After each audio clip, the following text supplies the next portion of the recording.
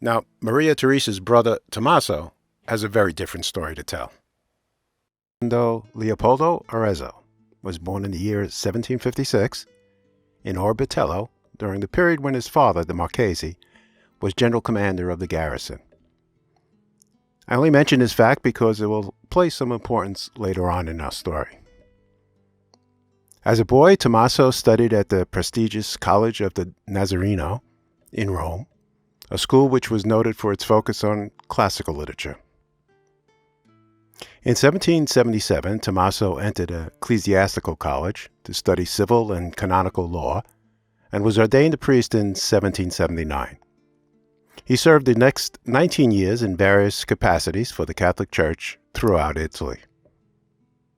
And in 1798, Tommaso returned to Sicily, where he had large landholdings. Whether to retire or just for a brief respite is unclear, but he was soon called back to Rome, and in 1802 was appointed archbishop.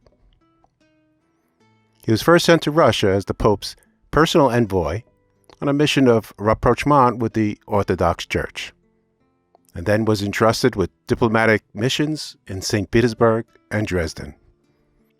In 1807, while in Dresden, Tommaso received an invitation for a meeting in Berlin from Napoleon, who had been swallowing up big chunks of Europe at this time.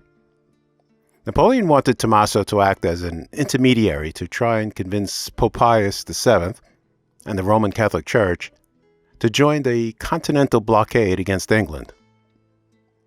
It was a doomed request from the start, as the Pope never had any intention of joining the blockade.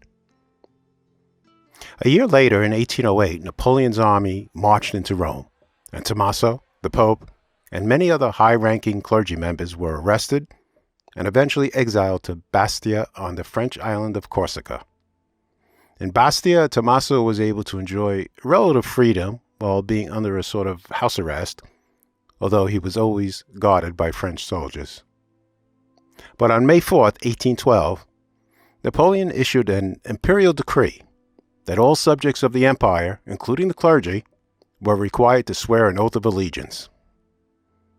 Tommaso argued that he was a Sicilian and therefore not subject of the French Empire.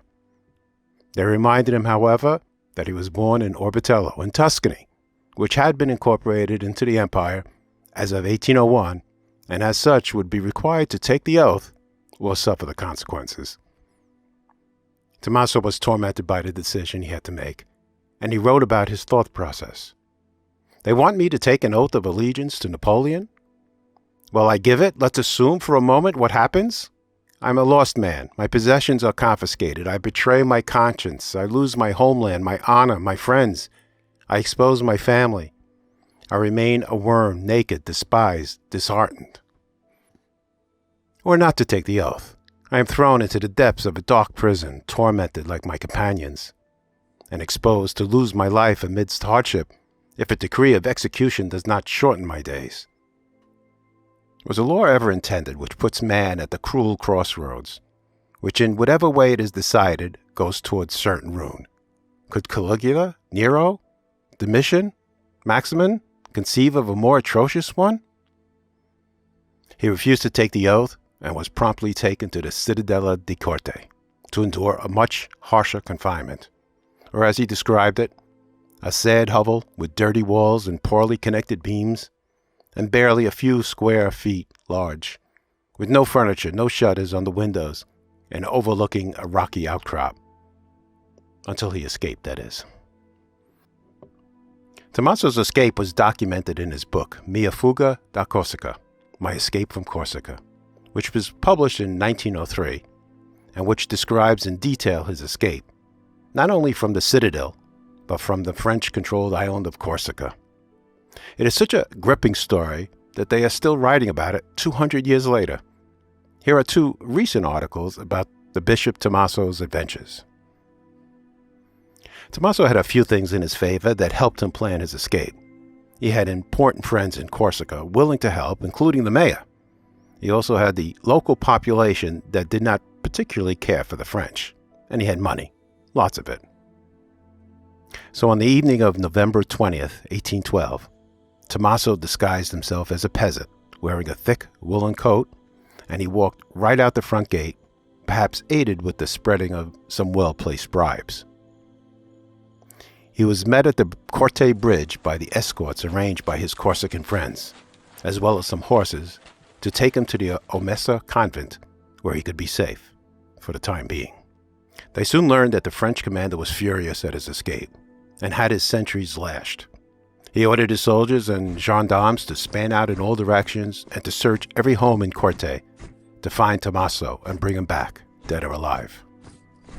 Staying at the convent was no longer safe, and after 3 days, Tommaso moved on to a number of safe houses before making the long and arduous journey over mountainous terrain to the coast, where a boat would be waiting for him, all the while trying to avoid the main roads and French patrols.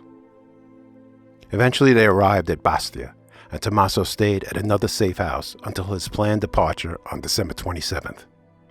And at 9 p.m. at night, he donned his woolen cloak once again and made his way to a small cove, avoiding the ever-present French patrols, and boarded a boat with 7 sailors and took off for Sardinia. Even this journey was fraught with peril, as the boat almost capsized a number of times while negotiating the currents in the Strait of Bonifacio. But on December 30th, he landed on the island of La Maddalena, and from there made his way down to the Palazzo Reggio to meet with the King of Sardinia, Victor Emmanuel I, who, along with the rest of the royal court, was captivated with Tommaso's daring escape. The story of a hero priest that bested Napoleon soon became widespread, most likely assisted by the Savoy court that wished to arouse the people against the French. In April of 1814, Napoleon was forced to abdicate the throne after his crushing defeat in Russia. The borders of Europe were set back to pre-Empire days, and Napoleon was exiled to the island of Elba. Tommaso embarked with Victor Emmanuel to Genoa to meet Pope Pius VII, and returned with him triumphantly to Rome. 2 years later, in 1816, he was appointed cardinal and was ultimately assigned as the Pope's ambassador to the city of Ferrara, a role he served for 14 years. Cardinal Tommaso Arezzo died on February 3, 1833, at the age of 76. His funeral was presided over by Pope Gregory XVI and was held in the Basilica of San Lorenzo in Rome, where he was also buried. Cardinal Tommaso Maria Raimondo Leopoldo Arezzo, 1756 to 1833.